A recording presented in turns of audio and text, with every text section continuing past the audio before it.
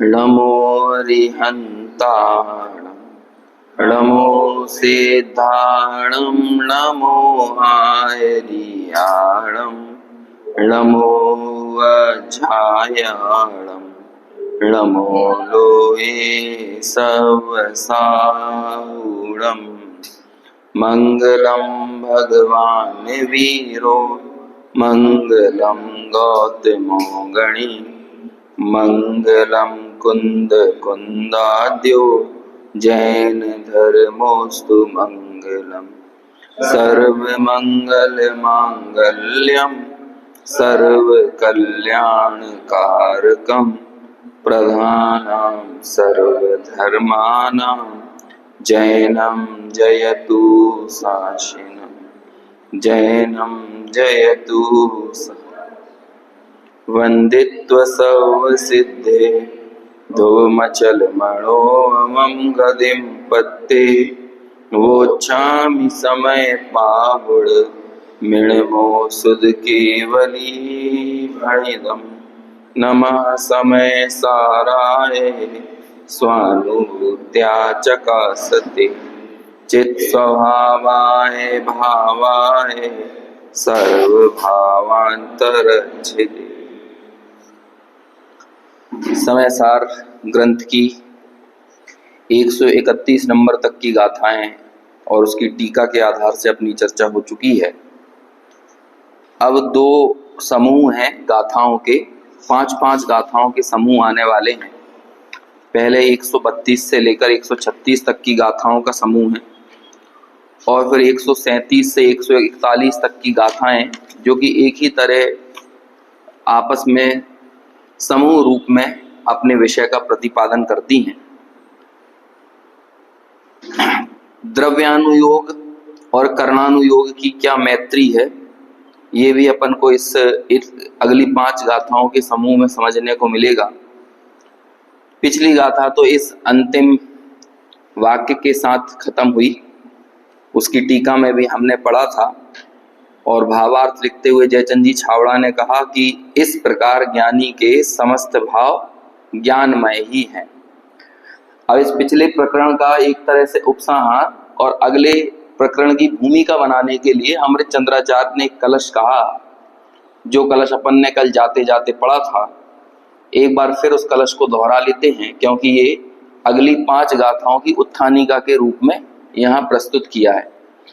और इस कलश को आधार बनाकर पांडे राजमल जी ने भी इसका थोड़ा सा टीका में विस्तार किया है कलश टीका के अंदर, और उस कलश टीका के आधार से बनारसी दास जी ने भी एक छंद लिखा है। तो ये दोनों चीजें अपन अनुशीलन के आधार से यहाँ पर पढ़ेंगे ताकि अगले विषय से जुड़ने में थोड़ी हमें सरलता होगी, क्योंकि आगे का विषय थोड़ा अपेक्षाकृत जटिल है, क्योंकि यहाँ पे कर्णानुयोग का विषय भी आने वाला है अगली 5 गाथाओं में। वहाँ अपन कुल मिलाकर ये समझेंगे कि पूरी केमिस्ट्री कैसे बनती है, कर्मों के बंधने की क्या केमिस्ट्री है, वो रसायन क्या है, कि अंदर में ऐसी कौन सी चीज होती है जब कर्म बंध की वो अज्ञान अवस्था हेतु होती है, और वो अज्ञान अवस्था ना हो तो कर्म बंध का हेतुपना छिन जाता है, तो कर्मों का बंधन नहीं होता। तो ये सारी बातें 5 गाथाओं में आने वाली हैं। पहले अपन ये कलश पढ़ते हैं, फिर कलश टीका और बनारसी दास जी का छंद ये पढ़ेंगे। अज्ञानमय भावानां ज्ञानी व्याप्य भूमिकां द्रव्य कर्म निमित्तानां भावानामेति हेतुताम् अज्ञानी अज्ञानमय भाव भूमि में व्याप्त, इस कारण द्रव बंध के हेतुपने को प्राप्त। अब जो आगे की 5 गाथाओं में सारी बातें कही है, उस पूरे मैटर को यहाँ एक तरह से एक छोटे से कलश में समेट दिया अमृतचंद्राचार्य ने। उन्होंने कहा कि भाई वो अज्ञानी इस तरह से एक कीचड़ में धंसा हुआ है कि अब उस कीचड़ में जो भी सप्लाई होगी ना, वो कीचड़ नुमा ही होगी, कोई मान के चलो इतना इतना कीचड़ में धंस जाए, अब कीचड़ में अब केसर की सप्लाई करो तो केसर भी कीचड़ में हो जाएगी, रसगुल्ले की सप्लाई करो तो रसगुल्ला भी कीचड़ में हो जाएगा।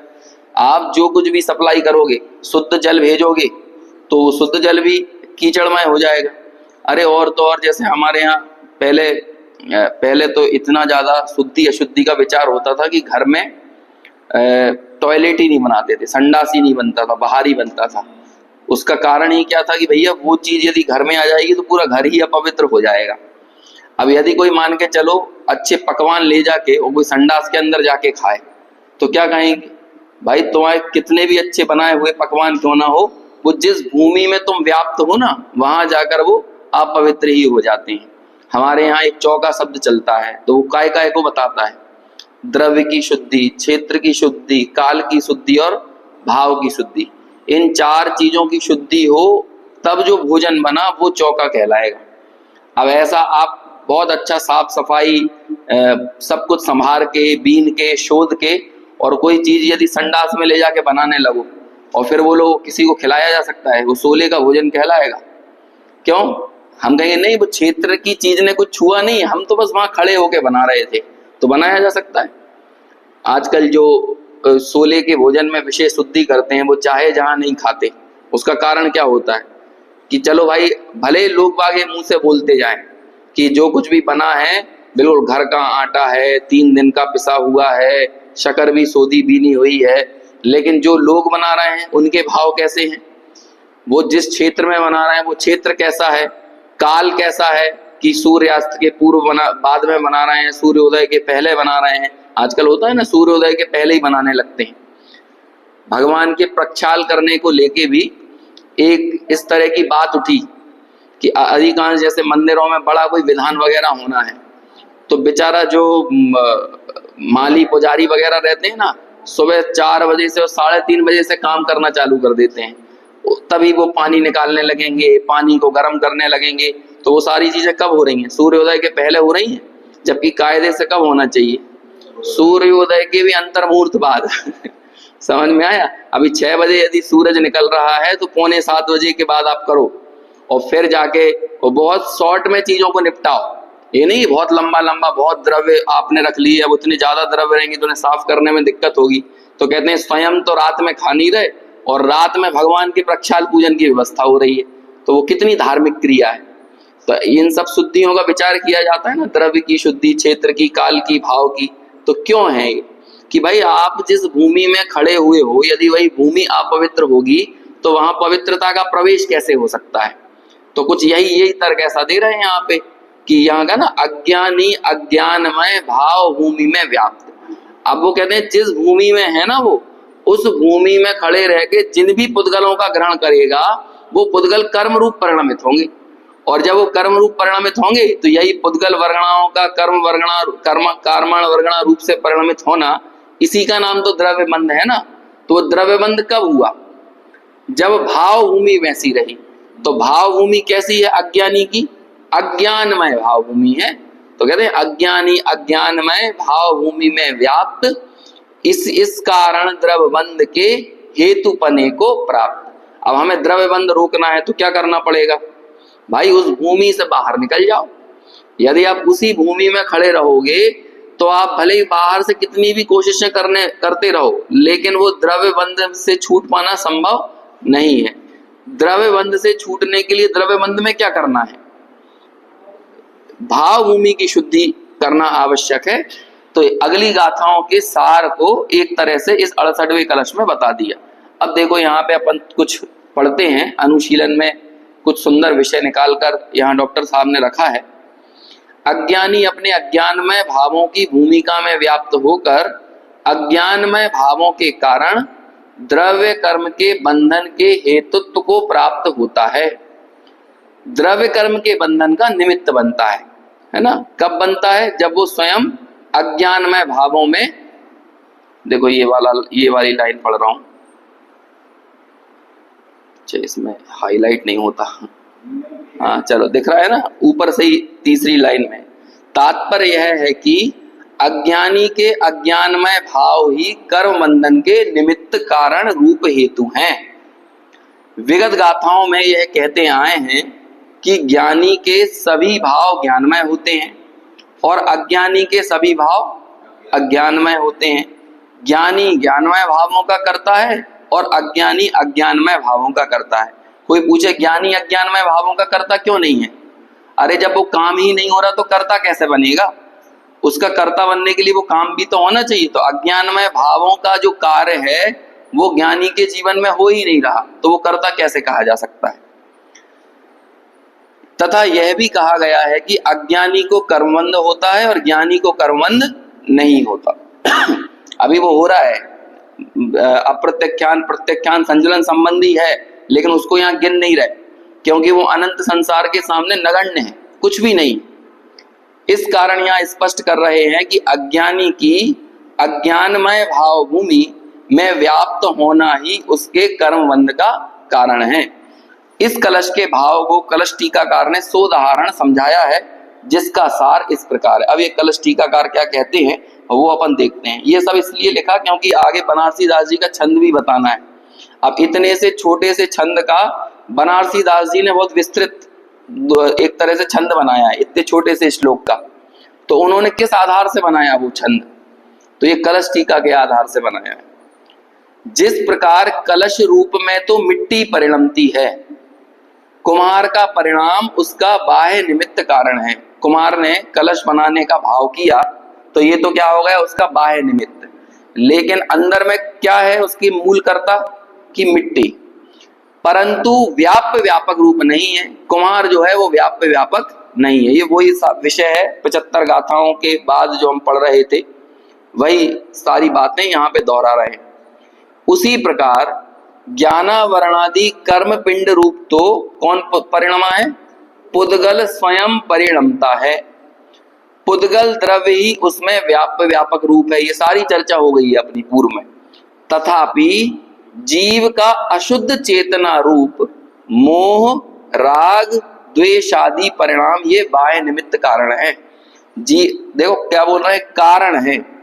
कारण का ही दूसरा नाम होता है हेतु, है ना। कई जगह कारण बोल देते हैं, कई जगह हेतु बोल देते हैं। हमने अभी कलश में क्या पढ़ा? इस कारण वो द्रव्यबंध के हेतुपने को प्राप्ति, लिखा ना यहाँ, इस कारण द्रव्यबंध के हेतुपने को प्राप्त। कौन है द्रव्यबंध के हेतुपने को प्राप्त? वो जो ऊपर है ना, अज्ञानमय भाव भूमि। तो अब क्या हो गया, अज्ञानमय भाव भूमि हुआ कारण और द्रव्यबंध हुआ कार्य। संसार हमारा किस कारण से चल रहा है, हम संसार में क्यों हैं, हमारी सबसे बड़ी समस्या क्या है? यही द्रव्यबंध है ना। हमें घबराहट किससे होती है? अभी कोई अयशस कीर्ति का नाम ले दे, असाता वेदनीय का नाम ले दे, तो हमारे अंदर में आकुलता हो जाती है ना, भैया असाता मत बांधो। जगह जगह किसी को डराने धमकाने के लिए भी कहा जाएगा, ऐसे कर्म करके तुम असाता बांध लोगे। तो हमारे को सारी घबराहट किससे होती है? आघातीय कर्मों से होती है, जबकि वो आघातीय कर्म बेचारे कुछ नहीं कर रहे। अनंत ज्ञान, अनंत सुख, अनंत वीर, अनंत दर्शन के प्रकट करने में उनने क्या कर लिया? मौजूदगी तो है।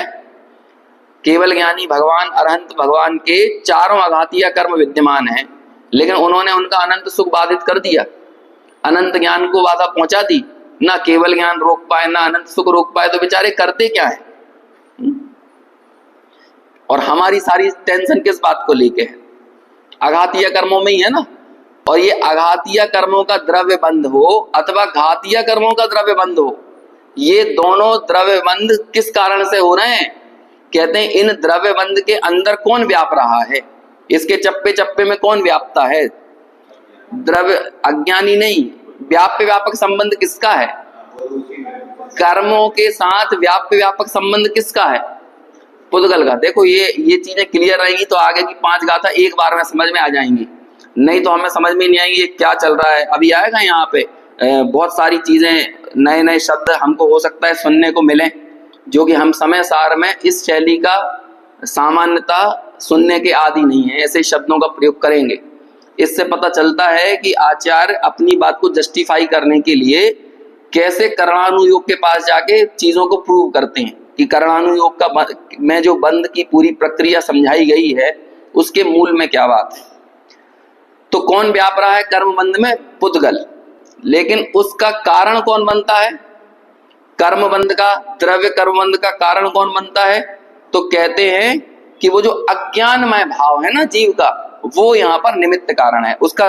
उसके लिए कलश का उदाहरण लिया कि कलश में मिट्टी तो परिणम रही है व्यापक होकर, और जो कुम्हार है उसका घड़े बनाने का परिणाम, वो उसमें निमित्त कारण है। ऐसे ही ज्ञानावरणादि कर्म पिंड रूप तो पुद्गल स्वयं परिणमता है, लेकिन और पुद्गल द्रव्य ही उसमें कौन है? व्यापक है। तथापि जीव का अशुद्ध चेतना रूप मोह, राग, द्वेष आदि परिणाम ये बाह्य निमित्त कारण है, परंतु व्यापक नहीं है। ये जो मोह राग द्वेष हुआ ना, विकार हुआ, अज्ञानमय भाव, ये निमित्त कारण है, लेकिन द्रव्य कर्मों में व्यापक संबंध उनका नहीं है। कोई जानेगा कि जीव द्रव्य तो शुद्ध उपचार मात्र का कर्मबंध का कारण होता है, तो ऐसा नहीं है, क्योंकि वह स्वयं मोह राग द्वेष अशुद्ध चेतना परिणाम रूप परिणमता है, इसलिए वह कर्म का कारण है। कहते हैं कि वो जीव का जो अशुद्ध उपादान रूप परिणमन हुआ ना, वो जीव का अपना है।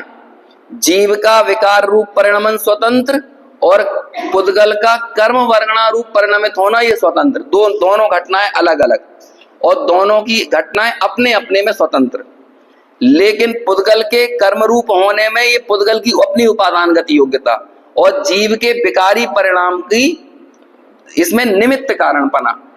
पुद्गल तो है उपादान कारण कर्मों के में, और जीव कौन हो गया? उसका निमित्त कारण। समझ में आया ना? अब वो निमित्त कारण भी कब? यदि वो अज्ञान में परिणमित हो तब, और अज्ञान में परिणमित ना हो तब। कहते हैं तब तो कोई कारण ही नहीं है, किसी तरह का कोई कारण नहीं है। द्रव्य कर्म अनेक प्रकार का है और उसका उदय भी अनेक प्रकार का है। एक कर्म ऐसा है जिसके उदय में शरीर होता है, एक ऐसा है कि जिसके उदय में मन वचन काय होते हैं, एक कर्म ऐसा होता है कि जिसके उदय में सुख दुख होता है। ये समझा रहे हैं कुछ कुछ, देखो कर्मों का कैसा कैसा खेल है। ऐसे अनेक प्रकार के कर्म के उदय होने पर मिथ्या दृष्टि जीव कर्म के उदय को आप रूप अनुभव करता है। वो इस स्वतंत्रता को नहीं समझता कि ये कर्मों के परिणमन में पुद्गल ही सब कुछ है, जीव का इसमें कुछ नहीं है। लेकिन मिथ्या दृष्टि अपने अज्ञानमय भाव से क्या जानेगा कि ये जो सुख हुआ है ना, ये किसे हुआ? मुझे हुआ। ये दुख हुआ, ये किसे हुआ? ये शरीर हुआ, तो ये किसे हुआ? मैं सुखी दुखी मैं रंग राव, मेरे धन ग्रह गोधन प्रभाव, मेरे सुत तिय में सबल दीन, बेरूप सुभग मूरख प्रवीण। ये पूरे कर्मों की रचना बता दी। सुभग, मूरख और प्रवीण। ये मूरख प्रवीण कह के क्या बोल दिया? मूरख प्रवीण यानी मैं मूरख हूं और मैं प्रवीण हूं। ये ज्ञानावर्णी कर्म के उदय में भी अपने आप को आपपना अनुभव करता है कि यदि कोई मूरख है तो ज्ञानावर्णी कर्म का विशेष उदय है, और यदि कोई प्रवीण है माने बुद्धिमान है तो इसमें क्या? ज्ञानावर्णी का क्षयोपशम है। तो भी उस ज्ञानावर्णी कर्म के क्षयोपशम से अथवा उदय से अपने को हीन अथवा विशेष मानना, ये भी कर्म के उदय को मैं पने से अनुभव करना है। और मैं सुखी दुखी मैं रंग राव, है ना, ये इस तरह से अनुभव करना, ये अघातिया कर्मों में मैं पने की बुद्धि। और मूर्ख प्रवीण मानना, ये घातिया कर्मों में मैं पने की बुद्धि। तो दोनों चीजों को ले लिया, चाहे घातिया में मैं पना मानो अथवा अघातिया में मानो। क्या कहते हैं? तो ये कर्म के उदय में अनेक प्रकार के होते हैं। ऐसे अनेक प्रकार के कर्म के उदय होने पर मिथ्या दृष्टि जीव कर्म के उदय को आप रूप अनुभव करता है। इससे राग द्वेष मोह परिणाम होते हैं और उनके द्वारा फिर नूतन नवीन कर्मबंध होता है। नवीन कर्मबंध कब हुआ? कि किसी द्रव्य कर्म का उदय आया और उस उदय में आपने क्या माना? ये मैं ही हूं। समझ में है ना? सर दर्द हुआ, किसके कारण हुआ? कर्म के उदय के कारण। समझ में आया? सुंदर शरीर मिला, है ना, बाहर में प्रतिष्ठा लोक यश वगैरह काफी बढ़ गया, ये भी किसके कारण से हुआ? कर्म के उदय से। लेकिन लगता कैसा है कि मेरे ही यश बढ़ गया है, मेरे ही बाल बच्चे हैं, मेरे ही परिवार है, मेरे कोई बीमारी हो गई है, जितनी भी चीजें हैं उस सारे कर्म के उदय में किस तरह की बुद्धि रहती है? ये मैं हूं, मेरी है, मेरी है, मेरी है, ऐसी ही कर्म बुद्धि उसके, तो वो क्या कहते हैं? ममत्व बुद्धि, स्वामित्व बुद्धि उसके पनपती है।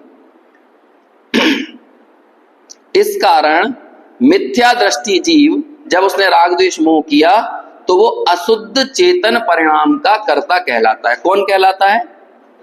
सम्यक दृष्टि क्यों नहीं कहलाता? सम्यक दृष्टि की ऐसी बुद्धि नहीं है। अरे जब बांस ही नहीं है तो बांसुरी कैसे बनाओगे? है ना, ना रहेगा बांस ना रहेगी बांसुरी। इसलिए कहा ना अशुद्ध निश्चय ने सिर्फ मिथ्या दृष्टि पे ही तो लागू पड़ेगा, सम्यक दृष्टि पे अशुद्ध निश्चय ने कैसे लगाओगे?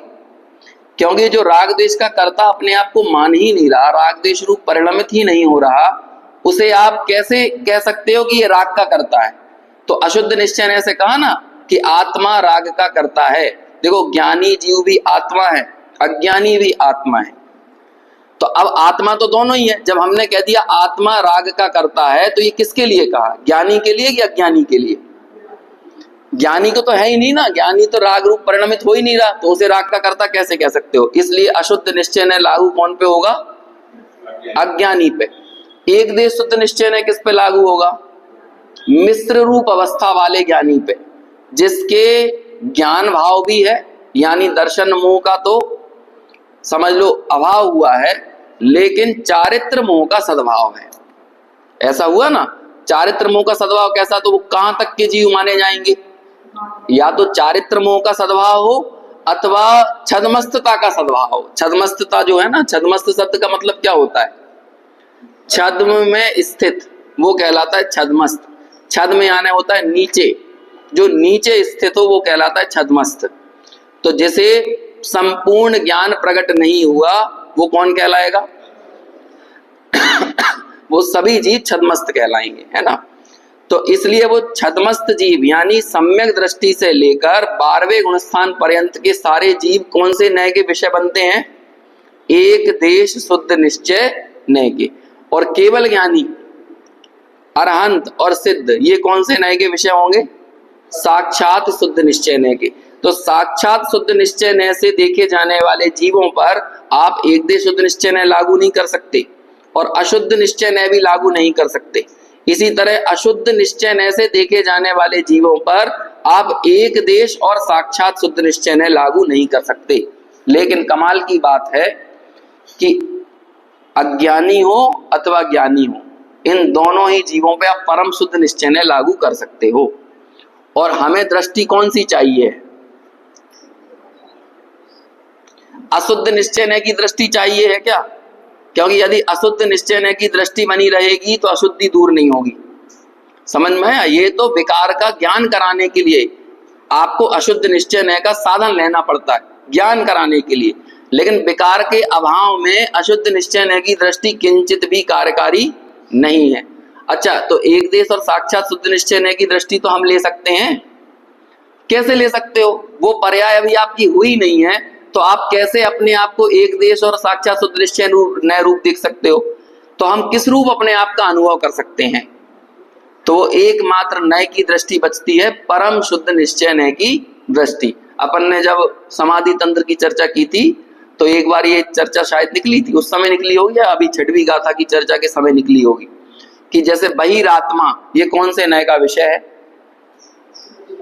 अशुद्ध निश्चय न्याय का। अंतरात्मा कौन से न्याय का विषय है?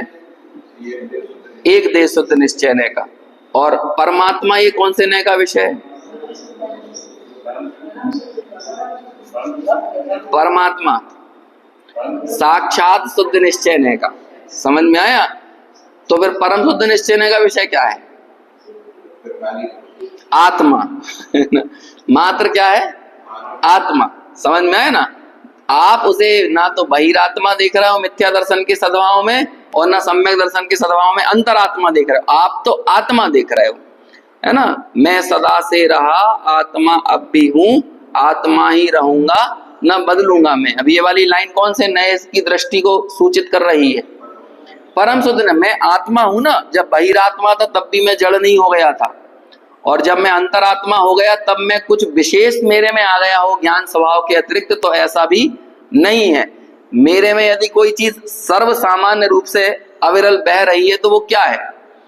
एक ज्ञायक पना, ज्ञान स्वभाव। अब ये ज्ञायक भी नहीं कहते, आत्मा, मैं तो जो हूं सो हूं। समझ में आया ना? यही छठवीं गाथा ने हमें कहा था, नवी होदी अपमत्तो णपमत्तो जान वो दुजो भावो एवं भणंति शुद्धम णादो जोसो दूसो चेव। कि जो निरंतर आबाल गोपाल सबके ज्ञान में आ रहा है, यही ज्ञात होता हुआ जो है ना, वही शुद्ध है। ज्ञात वो तो वही है। तो ऐसी अशुद्ध चेतना परिणाम जो है वो ज्ञानी को नहीं है, अज्ञानी उस अशुद्ध चेतना परिणाम का कर्ता कहलाता है। क्योंकि मिथ्या दृष्टि जीव के शुद्ध स्वरूप का अनुभव नहीं है, इसलिए कर्म के उदय के कार्य को आप रूप अनुभवता है। कैसा कर्म के उदय को क्या मानता है? ये कर्म का उदय ही मैं हूं, जो ज्ञान है सो मैं नहीं, जो कर्म है सो मैं हूं। अब ये जब हम कर्म वर्म की भाषा में बोलते हैं तो समझ में नहीं आता, लेकिन आप जिस किसी को भी अपना मानते हो, वो जो भी है ना, वो कर्म का ही उदय है। आपको लग रहा है कि मैं स्त्री हूं, मैं पुरुष हूं, समझ में आया? मैं पिता हूं, मैं पुत्र हूं, मैं पत्नी हूं, मैं पति हूं, मैं गोरा हूं, मैं काला हूं, मैं पतला हूं, मैं मोटा हूं, मैं बूढ़ा हूं, मैं जवान हूं, जितना कुछ भी लग रहा है, ये सब क्या है? ये सब कर्म के उदय का परिणमन है। इसलिए कलश टीकाकार ऊपर से समझाते आए कि एक कर्म का उदय ऐसा होता है जिसमें शरीर होता है, एक कर्म का उदय ऐसा होता है जिसमें सुखी होता हूं, एक में दुखी होता हूं, एक में मन वचन काय होता है। तो ये जितना जितना जो कुछ भी होता है, ये सब कर्म के उदय में होता है।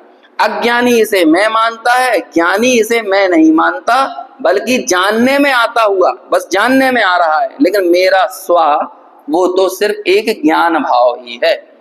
इसलिए जिसने उस कर्म के परिणाम में ममत्व बुद्धि की, वो अशुद्ध चेतना परिणाम है, और जिसने उसमें ममत्व बुद्धि नहीं की, वो क्या है? शुद्ध चेतना परिणाम है।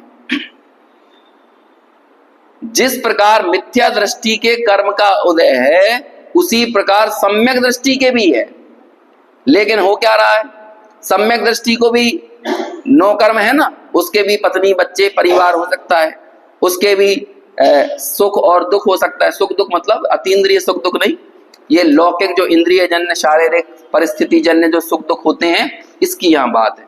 वो तो ज्ञानी को भी होता है, परंतु सम्यक दृष्टि जीव को शुद्ध स्वरूप का अनुभव है। और वो शुद्ध स्वरूप क्या है? कि वो तीन चीजें थी ना, कौन कौन सी तीन चीजें? अभी आप बोलते जाओ, मेरे गले में अभी तो दम नहीं है। नहीं, तीन चीजें, यानी अपन कहते हैं ना, भेद ज्ञान में आपको वो तीन चीजों को निरंतर बह रही है। एक तो आपका ज्ञान भाव, एक गे, और ज्ञान और गे को जोड़ने वाला फेविकॉल राग है ना। मतलब ऐसा लगता है कि गे में ही चला गया, गे ही बन गया, गे ही मेरा स्वरूप हो गया। ऐसा कब लगेगा आपको? जब वो बीच में जो राग भाव है ना, उसके कारण। तो अज्ञानी या तो राग को मेरा मानता है, अथवा वो जो गे झलक रहे हैं उसको मेरा मानता है, उसको इष्ट मानता है अथवा अनिष्ट मानता है। और ज्ञानी क्या करता है? यहाँ लिखा ना, शुद्ध स्वरूप का अनुभव है।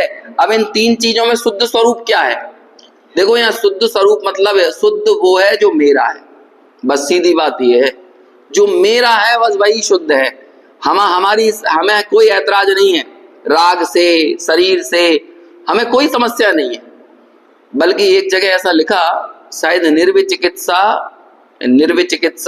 अंग होता है ना, उस निर्विचिकित्सा अंग को समझाते हुए पुरुषार्थ सिद्धि उपाय ग्रंथ में ऐसा लिखा है कि जिसे देह के प्रति द्वेष बुद्धि नहीं हो और अन्यों के राग और द्वेष के प्रति भी द्वेष बुद्धि ना हो।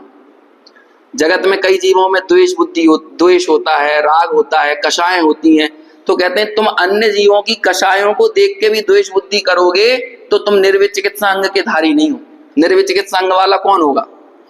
निर्विचिकित्सा मतलब क्या होता है? इसका शाब्दिक अर्थ क्या है निर्विचिकित्सा का?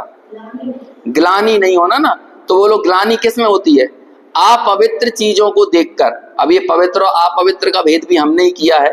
केवल ज्ञानी को क्या पवित्र और क्या अपवित्र? केवल ज्ञानी के लिए जगत की प्रत्येक चीज ज्ञेय है, पवित्र और अपवित्र नहीं है, शुद्ध और अशुद्ध नहीं है। अपन ने कहा ना, अज्ञानी के जीवन में इस पूरे जगत के दो बंटवारे होते हैं, एक होता है अच्छा और एक होता है बुरा। ज्ञानी के जीवन में भी दो ही बंटवारे हैं, लेकिन उसका बंटवारा कैसा है? एक होता है स्व और एक होता है पर। बस देखो दोनों के दो बंटवारे हो रहे हैं। और अज्ञानी पूरा जीवन कैसे देखेगा? पूरी दुनिया को, ये अच्छा है, ये बुरा है, ये ऐसा होना चाहिए, ये ऐसा होना चाहिए, ये ऐसा ठीक नहीं है, ये ऐसा ठीक है, बस उसका यही चलता रहता है। और ज्ञानी को क्या है? एक स्व का ग्रहण है और बाकी सबकी उपेक्षा है। समझ में है ना? जो मेरा नहीं है उससे द्वेष नहीं। यदि आप अपने राग से द्वेष करने लगोगे समझ में आए आपको? जैसे हमें कषायों से द्वेष करने लगे तो इससे कषायों का अभाव होगा कि कषाय मेरा स्वरूप नहीं है, ये मानकर ही कषाय जा सकती हैं। कषायों को गाली देने से कषाय जाएंगी क्या? यदि जीवन के इस पड़ाव पर आकर भी हम कषायों को गाली देने में ही अपना वक्त जाया करें तो वो बच्चों को शुरुआती भूमि में सिखाया जाता है ना, आश्रव बंद, गंदे हैं, चिच्ची हैं, है ना? तो वैसे ही का वैसा हमारी भी अभी बुद्धि बनी हुई है। देखो ये तो प्राथमिक भूमिका में सिखाने वाली चीजें होती हैं कि जब हम कषायों को कहते हैं कि ये गंदे हैं, अशुचि है, इस समय सार में ही सिखाया अशुचि है। लेकिन जब आपने स्व का ग्रहण कर लिया तब आपको क्या लेना देना राग कैसा है और द्वेष कैसा है? समझ में आ रहा है ना? अभी एक बहुत अच्छी बात सुनी कि इस जगत में दो लोगों को मोक्ष की इच्छा नहीं होती। एक तो नहीं होती मिथ्या दृष्टि घनघोर अज्ञानी जीव को, उसके कोई मोक्ष की इच्छा नहीं है, और दूसरे केवल ज्ञानी को केवल ज्ञानी वो हैं जो मोक्ष की इच्छा नहीं करते, मतलब मोक्ष नहीं जाना चाहते। क्या बात कर रहे हो? केवल ज्ञानी मोक्ष नहीं जाना चाहते? अरे ये जो चाहने वाली बात है इसके लिए मोहनीय कर्म का होना जरूरी है। तो जब केवल ज्ञानी के मोहनीय कर्म ही नहीं है तो क्या चाहेंगे और क्या नहीं चाहेंगे? कुछ नहीं चाहेंगे। उन्हें कोई लेना देना नहीं है कि हमें मोक्ष चाहिए, मोक्ष चाहिए। ये मोक्ष चाहिए वाली बातें तो मिश्र भाव वाले जीवों के हृदय में आती हैं, या फिर जो सम्यक के सन्मुख है, जो तत्व ज्ञान से युक्त है, वो व्यक्ति मोक्ष की लिप्सा लिए हुए है। तत्वार्थ सूत्र ग्रंथ लिखा तो पूज्यपाद आचार्य ने टीका लिखते हुए ऐसा ही कहा शुरू में कि यहाँ मोक्ष की लिप्सा वाले जीव के लिए तत्वार्थ का विवेचन करते हैं। किसकी? लिप्सा। लिप्सा मतलब क्या होता है? लिप्सा मतलब घनघोर आकर्षण, वो होता है लिप्सा। एक होती है लालसा और एक होती है लिप्सा, है ना? तो लालसा का भी और उग्र रूप जो होता है वो कहलाती है लिप्सा। लेकिन जैसे चाहिए ही नहीं है, अरे हमें नहीं जाना, हम तो वही संसार में ही सुखी हैं, तो ऐसे संसार में ही जो सुख बुद्धि रखे हुए जीव है इसे तो कहते हैं मूढ़ों का मुखिया है। जो बिनु ज्ञान मोक्ष, क्या कहते हैं वो, है ना लाइन, हाँ, जो बिनु मोक्ष कहे मैं सुखिया, जो बिना मोक्ष के कहता है मैं तो पूरी तरह से सुखी हूं, आई एम फाइन, है ना? तो वो क्या कहते हैं, वो कैसा है? सो अजान मूढ़न में मुखिया, है ना? जो बिनु ज्ञान क्रिया अवगाहे, जो बिनु क्रिया मोक्ष पद चाहे, और जो बिनु मोक्ष कहे मैं सुखिया, सो अजान मूढ़न में मुखिया। दोनों की बात आ गई, निश्चयवासी भी ले लिया, व्यवहाराभासी भी ले लिया, और निश्चय और व्यवहार दोनों से अनभिज्ञ अनध्यवसायी भी ले लिया।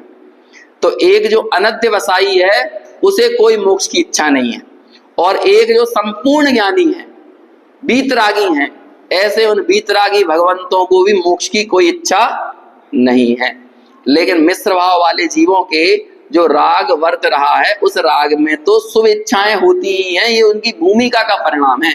वो आता है, उसका अवलंबन नहीं लेते, उसको उपादेय नहीं मानते, लेकिन उस भूमिका में आने वाले भाव को सहज जानते हैं। देखो ये जानना ये ज्ञानी की सहज प्रक्रिया है। वो अपनी शुद्धि को भी जानता है और अशुद्धि को भी जानता है। अशुद्धि का कर्ता नहीं बनता और शुद्धि में ममत्व नहीं रखता। प्रगट शुद्धि में उसका एकत्व किसमें होगा? अपनी प्रगट शुद्धि में नहीं, बल्कि शुद्धि का जो मूल स्रोत है। तो कौन है शुद्धि का स्रोत? वीतरागता का स्रोत क्या है? देखो ये कमाल की बात है। वीतरागी भगवंत अपने प्रतिक्षण प्रकट होने वाली वीतरागी पर्यायों को अपने लक्ष्य में नहीं लेते, बल्कि उनके लक्ष्य में क्या होता है? वीतरागता का सोर्स है, जो मूल सोर्स, स्रोत, यानी वो द्रव्य स्वभाव। केवल ज्ञानी भगवान अपने प्रगट केवल ज्ञान पर्याय का अवलंबन नहीं लेते, उसका लक्ष्य नहीं करते, बल्कि उसे सहज जानते हैं। लेकिन अवलंबन किसका है? मग्नता किसकी है? लीनता किसमें है? तन्मयता किसमें है? ये छोटा सा शब्द है तन्मय। ये क्या है तन्मय? तत्मय, उस रूप मानना। समझ में आया ना, तत्मय। अब ये क्या होगा तत्मय? हमने अपने आप को कैसा माना? जो जैसा है उसे उस रूप मानना, ये होता, ये सही तन्मयता है। और जो जिस रूप नहीं हो उस रूप मानना, ये क्या है? ये गलत तन्मयता है। पीछे वाला गेट खोल दो भैया, ये खोल देंगे आप, थोड़ा सा उजाला आने लगेगा ना, अभी लाइट चली गई थी।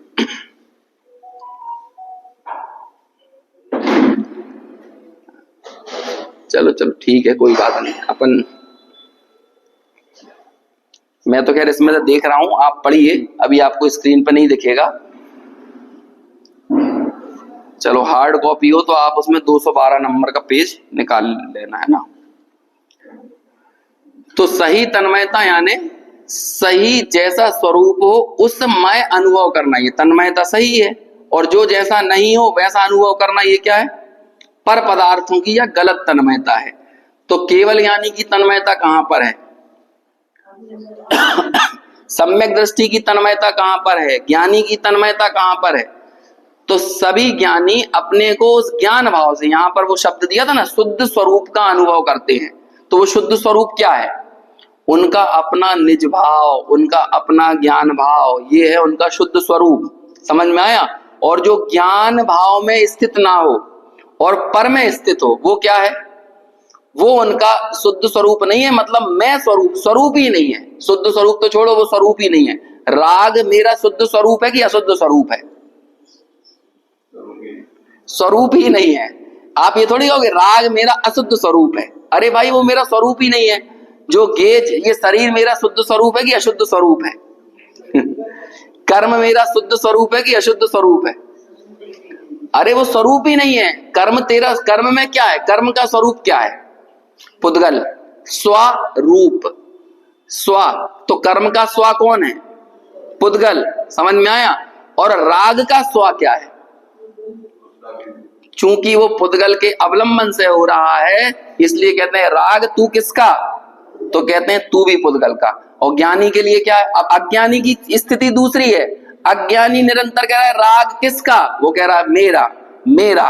तो ऐसा कहने में आता है कि अज्ञानी का अशुद्ध स्वरूप राग है ना, लेकिन अज्ञानी के लिए। और ज्ञानी का अशुद्ध स्वरूप हो सकता है क्या? अरे जब अशुद्धता की स्वीकृति नहीं तो उसका अशुद्ध स्वरूप कैसे होगा? उसे तो निरंतर शुद्ध स्वरूप का अवलंबन है। यहाँ शुद्ध आप ना भी बोलोगे ना, और सिर्फ इतना कहोगे ज्ञानी को स्वरूप का अवलंबन है, तब भी कोई समस्या नहीं है। तो ऐसे वो शुद्ध स्वरूप का अनुभव करता है, इसलिए कर्म के उदय में रंजायमान नहीं होता। कौन नहीं होता? समझ में है ना? अब वो कर्म का उदय तो उसने पुद्गल के खाते में डाल दिया ना, तो उसमें रंजायमान होने की क्या जरूरत है? इसलिए मोह राग द्वेष रूप नहीं परिणमता। और जब मोह राग द्वेष रूप नहीं परिणमता तो क्या हुआ? इसलिए कर्म बंधन नहीं होता। देखो पूरी की पूरी कड़ी बन रही है ना, कि पूर्व कर्म का उदय आया, लेकिन उस पूर्व कर्म के उदय में रंजायमान नहीं है, बल्कि किसका अवलंबन है? जो कितना मतलब सटीक और आसान रास्ता है। जब ये अपन अपनी क्षयोपशम ज्ञान से ये चीजों को जानते हैं, इसे बोलते हैं साविकल्प स्वसंवेदन। जब आप इसे विचार करते हो ना इन सब विषयों का, तो इसको भी स्वसंवेदन नाम दिया है। कितना सरल मार्ग है, लेकिन आदमी को ये मार्ग सरल नहीं लगता। आप उससे कह दोगे ना कि भाई तू 3 बार बंधे जो कोई, ताके नरक पशुगति नहीं हुई, तो 3 बार नहीं 7 बार बंधन कर लेगा। लेकिन एक बार विचार तो करो, नरक और पशुगति कब नहीं होती? जब, हाँ, भाव सहित बंधे। कई लोग भाव सहित और कई 3 बार बंधे, ऐसा भी बोल देते। मैंने ऐसा भी लिख के देखा, हालांकि सही अर्थ तो वही है, भाव सहित बंधे।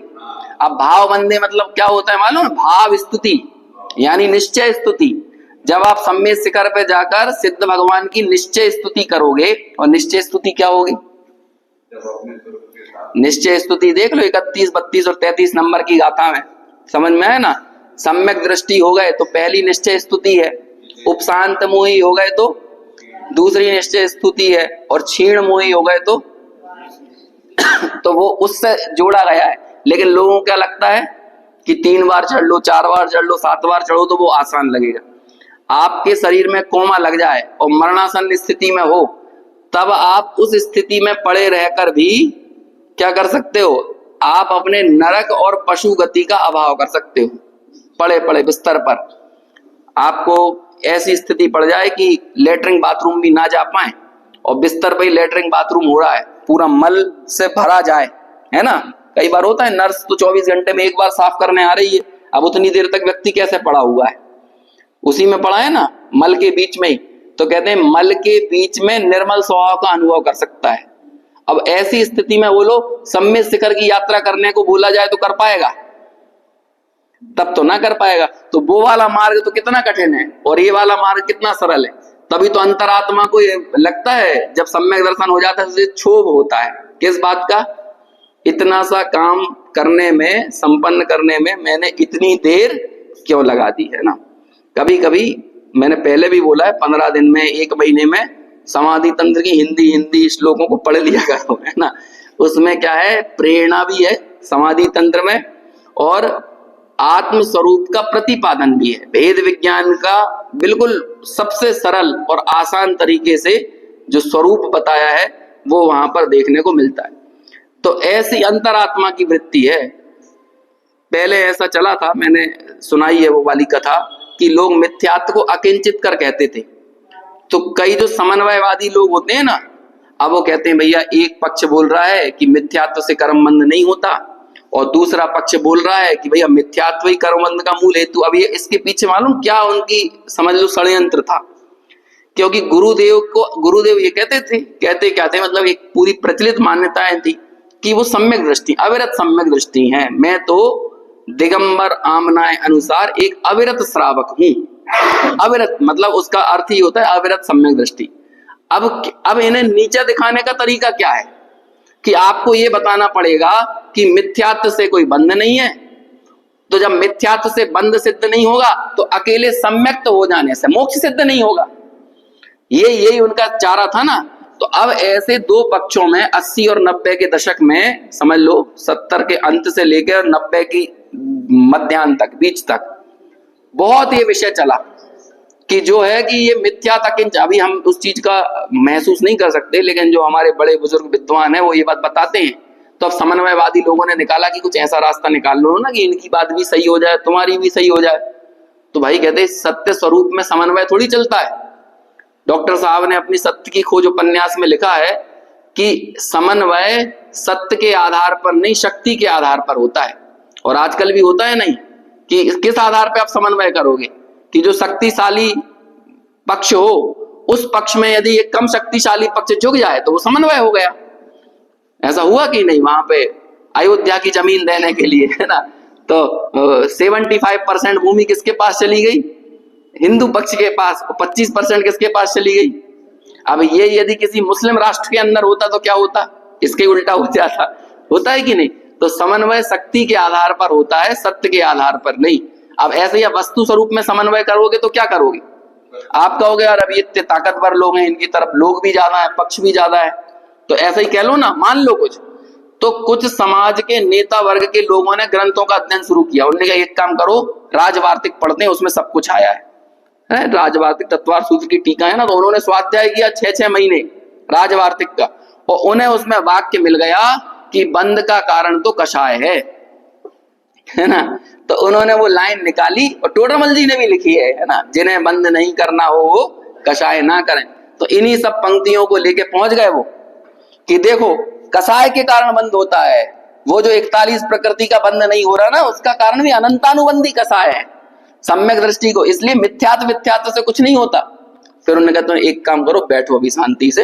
अच्छा हुआ तुमने तत्वार सूत्र की, अपने विद्वानों ने, डॉक्टर साहब वगैरह ने उन समन्वयवादियों के साथ बैठे। उन्होंने कहा ठीक है, तुम जो कह रहे हो हम मानते हैं। तुमने तत्वार राजवार्तिक कम से कम इस निमित्त से ही पढ़ा तो सही, है ना, लेकिन तुमने जो निकाला है ना ये अभी अधूरा सत्य है, सही बात नहीं है। गुण स्थानों का स्वरूप क्या है? अब देखो, गुण स्थानों में कुछ चीजें जो 6-6 आवलियों के काल को बताया है, यदि वो ना भी बताते तो क्या हो जाता? चौथे और 5वें गुण स्थान में शुभोपयोग के काल को और शुद्धोपयोग को काल को एक मर्ज कर दिया। लेकिन मुनि राजों के शुद्धोपयोग के काल को अलग निकाला और शुभोपयोग के काल को अलग निकाला।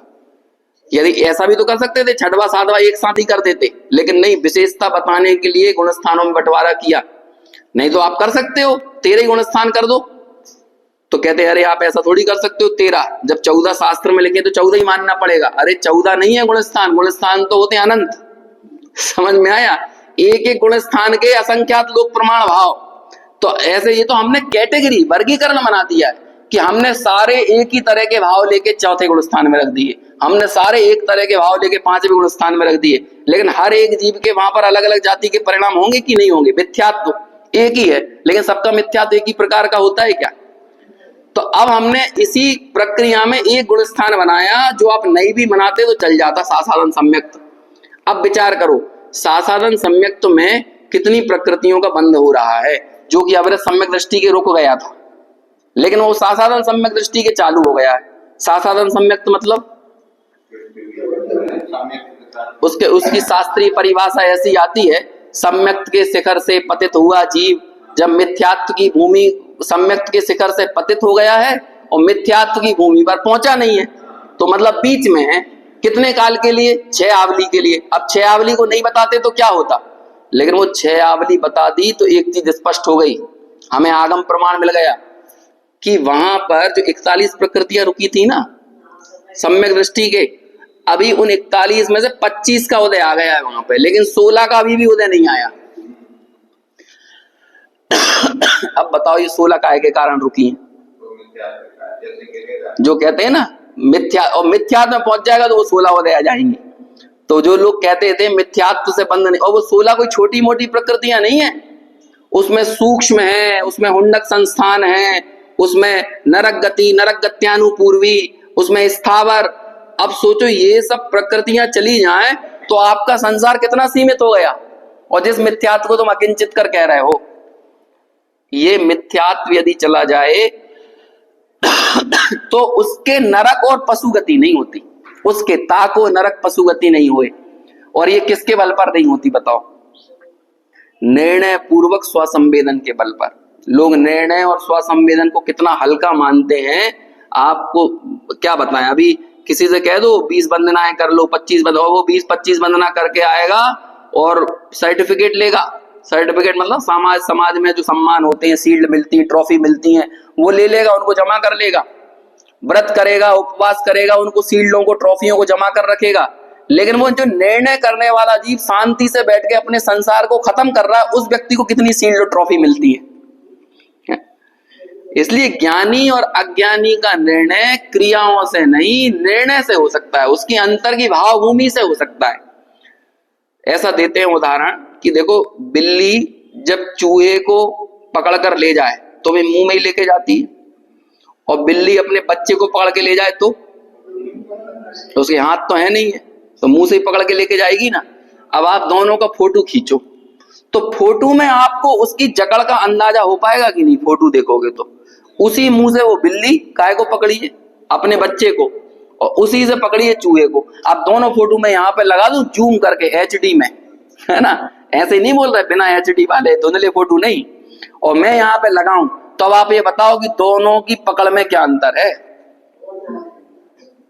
एक को खरोंच ना आ जाए ऐसे पकड़ी है, और एक छूट के चला ना जाए, एकदम निपट ही जाए, भोजन के रूप में नासी हो जाए, ऐसे पकड़ी हुई है।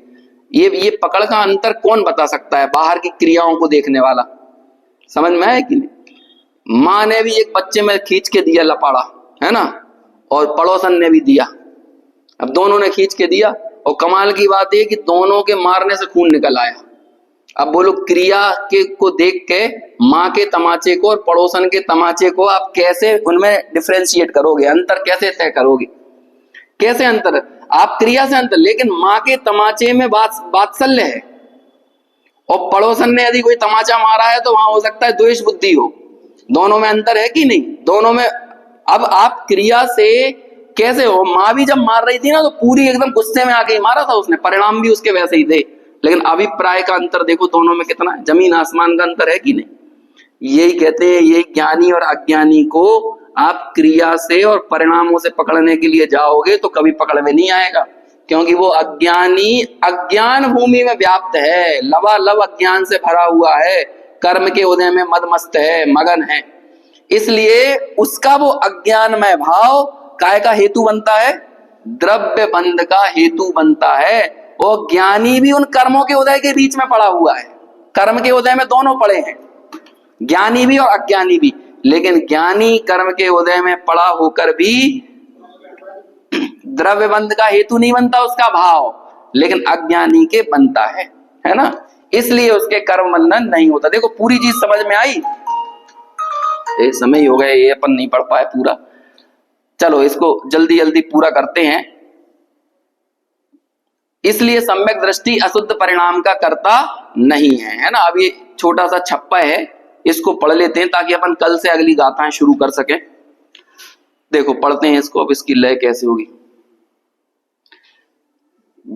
ज्यों माटी में कलश होने की सकती रहे ध्रुव, दंड चक्र चीवर कुलाल बाजी निमित्त हो, त्यों पुद्गल परमाणु पुंज वर्ग न भीषधरी, ज्ञानावरणादिक स्वरूप विचरंत विविध परी। अब इसकी लय कुछ और होना चाहिए।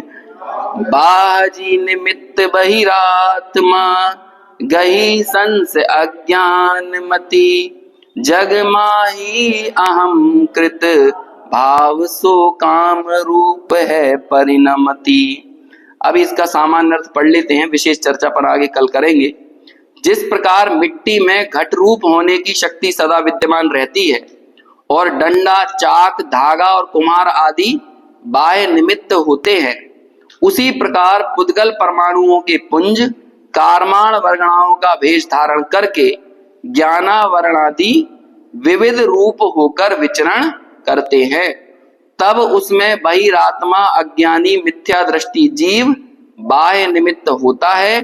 ऐसा होने पर अज्ञानमती बहिरात्मा संशयशील होकर कर्तृत्व का अहंकार करने लगता है। इस कारण वह कर्म बंध को प्राप्त होता है। इस प्रकार इस कलश में मात्र यही कहा गया है कि अज्ञानी जीव पुराने कर्म के उदय का लक्ष्य करके नवीन कर्मबंध के कारण रूप जो अज्ञान भाव है उसके हेतु पने को प्राप्त होता है। जो कलश टीका में बात कही थी ना, उसे यहाँ पर पदों में निबद्ध कर दिया है। यही बात अब आगामी गाथाओं में विस्तार से समझाई गई है। तो इन गाथाओं को आधार लेके आगे अपन कल से चर्चा शुरू करें।